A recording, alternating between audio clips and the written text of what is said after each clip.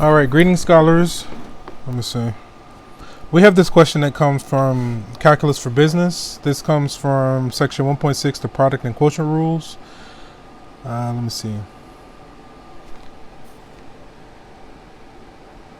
Okay. So this question asks us to use the product rule to find the the derivative of the given function, and then find the derivative by expanding the product first. Okay. So for part A, the product rule says what? The way the product rule goes for taking a derivative is the first times the derivative of the second plus the second times the derivative of the first. Okay? So let me try something. Well, we can just go with what we have. Okay. So if we want to find h prime of z, the first, which is this 3 minus z squared, times the derivative of the second, so we're going to say d by dx of the second thing, which is this. Again, we're just finding the derivative there. So we said the first times the derivative of the second plus the second, which is all of this, times the derivative of the first. So d by dx of this. Okay. All right. So then the first part just remains. So the 3 minus z squared just persists. And then we take the derivative of this guy here. Right. So the derivative of z cubed, remember the power rule, the power comes down and we subtract 1. So that term, the derivative becomes 3z squared. The derivative of negative 4z is just negative 4. And the derivative of a constant is 0. Okay. So that's the first times the derivative of the second plus the second, which is this, z cubed minus 4z plus 5. The second times the derivative of the first. So this derivative. The derivative of 3, which is a constant, is going to be 0. The derivative of negative z squared, the 2 comes down, so that's going to be a negative 2z.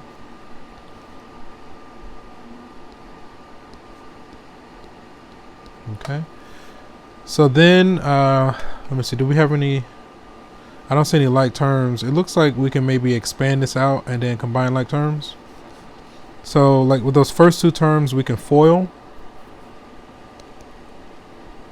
So that's going to be 9z squared. Let me see. Outer minus 12 inner minus 3z to the 4. And last is plus 4z squared. And then we can distribute here across the trinomial. So it looks like we get a negative 2z to the 4 plus 8z squared minus 10z. And then we go through and combine like terms.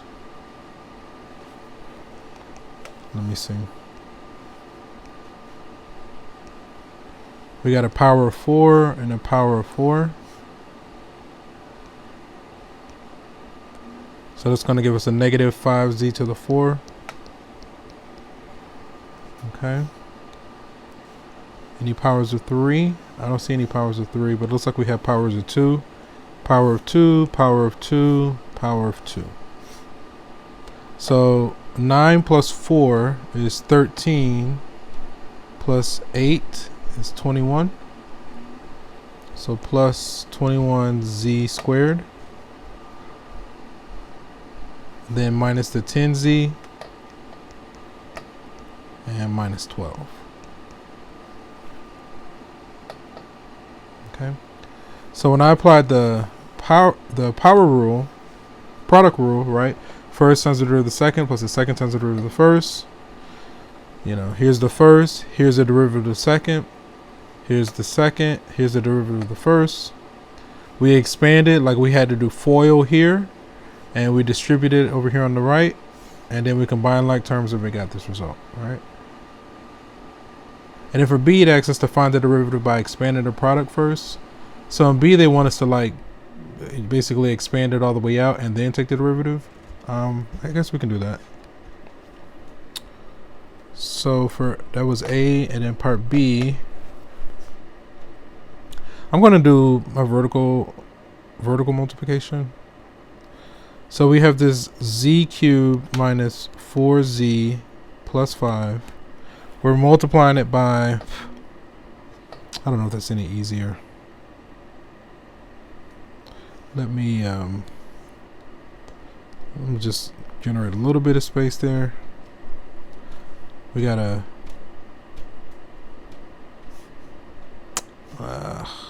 minus z squared plus 3, right?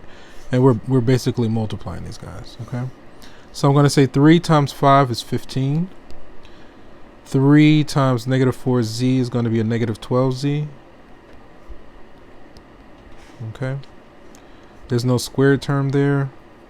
And then 3 times z cubed is 3z cubed. I'm intentionally trying to line up my like terms, right? And then when I say negative z squared times 5 is going to be a negative 5z squared. So that's going to go here. Negative 5z squared. Negative z squared times negative 4z is a positive 4z cubed. Negative z squared. Okay, let me see. I feel like we still got to take the derivative, right? Negative z squared times z cubed is going to be what? Negative z to the power of 5.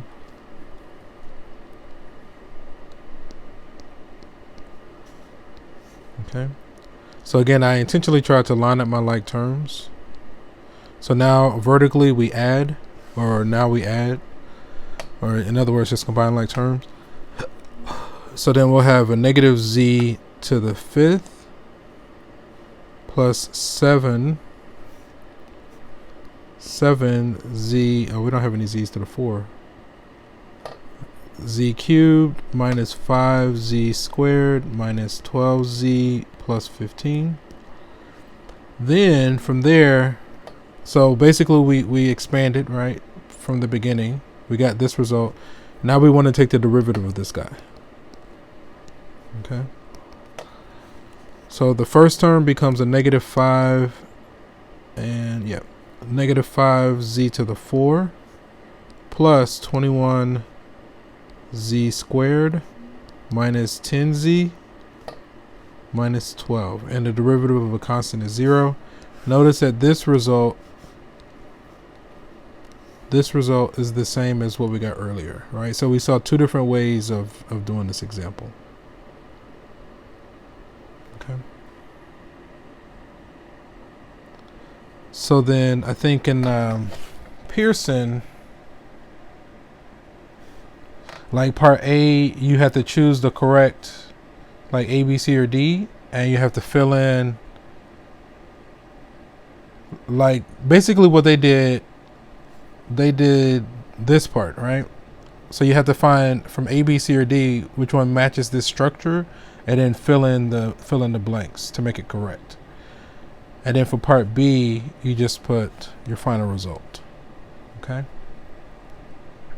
All right.